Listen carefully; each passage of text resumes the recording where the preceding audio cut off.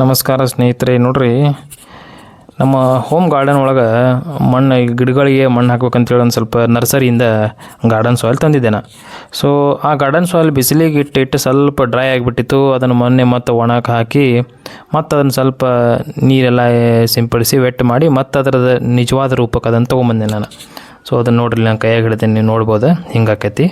So ನೀವು ಸ್ವಲ್ಪ garden ಸಾಯಿಲನ್ನು use ಮಾಡಲೇಬೇಕು. ನೀವು ಹೋಮ್ ಗಾರ್ಡನಿಗೆ ಪ್ಲ್ಯಾನ್ ಮಾಡಿದ್ರೆ ಗಾರ್ಡನ್ ಸಾಯಿಲ್ ತೊಗೊಂಡು ಬಂದು ನೀವು ಮಿಕ್ಸ್ ಮಾಡ್ಕೊಂಡು ಅದನ್ನು ಸ್ವಲ್ಪ ಆದರೂ ನೀವು ಗಾರ್ಡನ್ ಒಳಗೆ ನಿಮ್ಮ ಪ್ಲ್ಯಾಂಟ್ಸಿಗೆ ಟ್ರೀಸ್ ಸ್ಮಾಲ್ ಇರ್ತಾವಲ್ಲ ಹಾಕಬೇಕಾಗ್ತದೆ. ಹೂವಿನ ಗಿಡ ಆಗಿರ್ಬೋದು, ಯಾವುದೇ ಗಿಡಗಳಾಗಿರ್ಬೋದು, ನಿಮ್ಮ ಮನೆಯಲ್ಲಿ ಪಾಟ್ನಾಗ ಅಥವಾ ನಿಮ್ಮ ಮನೆಯೊಳಗೆ ಒಂದು ಸಣ್ಣ ಗಾರ್ಡನ್ ಏರಿಯಾ ಮಾಡ್ಕೊಂಡು ಹಚ್ತಿರಲ್ಲ ಗಿಡಗಳನ್ನು, ಅಲ್ಲಿ ನೀವು ಈ ಗಾರ್ಡನ್ ಸಾಯಿಲನ್ನು ಮಸ್ಟ್ ಆ್ಯಂಡ್ ಶೂಸ್ ಯೂಸ್ ಮಾಡಿರಿ. ಎಲ್ಲ ನರ್ಸರಿ ಒಳಗೂ ನಿಮ್ಗೆ ಸಿಗ್ತೈತಿದೆ.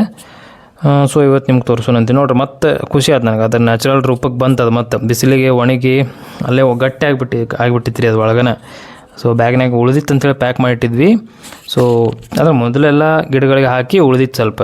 ನಾವು ಅದ್ರ ಕಡೆ ಲಕ್ಷ್ಯ ಕೊಟ್ಟಿದ್ದಿಲ್ಲ, ನಮ್ಮ ಕೆಲಸದೊಳಗೆ ಬ್ಯುಸಿ ಆಗಿಬಿಟ್ಟಿದ್ವಿ, ಸ್ವಲ್ಪ ಕೇರ್ ಮಾಡೋಕ್ಕಾಗಿದ್ದಿಲ್ಲ, ಗಟ್ಟಿ ಆಗಿಬಿಟ್ಟಿತ್ತು ಅದು. ಸೊ ಅದನ್ನು ಮತ್ತೆ ಬಿಸಿಲಿಗೆ ಒಣಗಿ ಹಾಕಿ ಮತ್ತು ವಾಪಸ್ ಎಲ್ಲ ಡ್ರೈ ಅದನ್ನಾದ್ಮೇಲೆ ಸ್ವಲ್ಪ ನೀರು ಹೊಡೆದು ಅದನ್ನು ಇದನ್ನು ಮಾಡಿದ್ವಿ.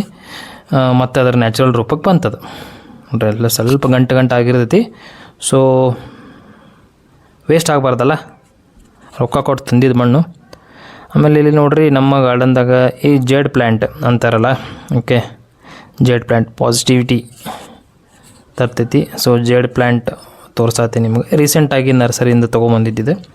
ಇದಕ್ಕೂ ಮುಂಚೆನೂ ತಂದಿದ್ದು ಒಂದೆರಡು ಅದಾವ, ಅವನು ತೋರಿಸ್ತೇನೆ ನಿಮಗೆ ಬಂದು ವೀಡಿಯೋದಾಗ ಹೋಗ್ತಾ ಅಂದ್ರೆ ಅದು ಸ್ವಲ್ಪ ಕಟಿಂಗ್ಸ್ ಮಾಡೀವಿ ನಾವು ಆ್ಯಕ್ಚುಲಿ.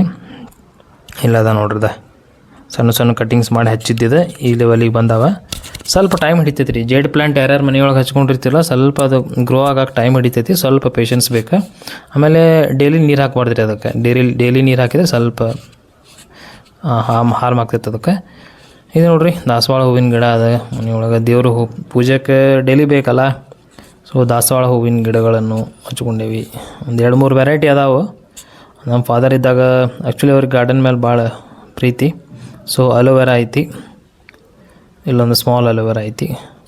ಆಮೇಲೆ ಗಾರ್ಡನ್ನ ಸಣ್ಣ ಕಟ್ಟಿಂಗ್ಸ್ ಮಾಡಲಿಕ್ಕೆ ಎಕ್ಸ್ಟ್ರಾ ಬೆಳೆದಿದ್ದು, ಆಮೇಲೆ ಯಾವುದು ಯೂಸ್ ಇರೋಂಗಿಲ್ಲ ಅದನ್ನು ಕಟ್ಟಿಂಗ್ಸ್ ಮಾಡಲಿಕ್ಕೆ ನಾನು ಇದನ್ನು ಯೂಸ್ ಮಾಡ್ತೀನಿ. ಕಟ್ರ್ ಯೂಸ್ ಮಾಡ್ತೀನಿ ನೋಡಿರಿ. ಈ ಥರ ಕಟ್ರ್ ಯೂಸ್ ಮಾಡಿರಿ. ಕೈಲಿಂದ ಮುರಿಯೋದು ಮಾಡೋಕೆ ಹೋಗ್ಬೇಡ್ರಿ, ಕಟ್ರ್ ಯೂಸ್ ಮಾಡಿರಿ. ಈ ಥರ ಅಂದ್ರೆ ಕರೆಕ್ಟಾಗಿ ಕಟ್ಟಿಂಗ್ಸ್ ಆಗ್ತದೆ, ಗಿಡಕ್ಕೂ ಯಾವುದೇ ರೀತಿ ಹಾರ್ಮ್ ಆಗೋದಿಲ್ಲ. Okay, thank you so much.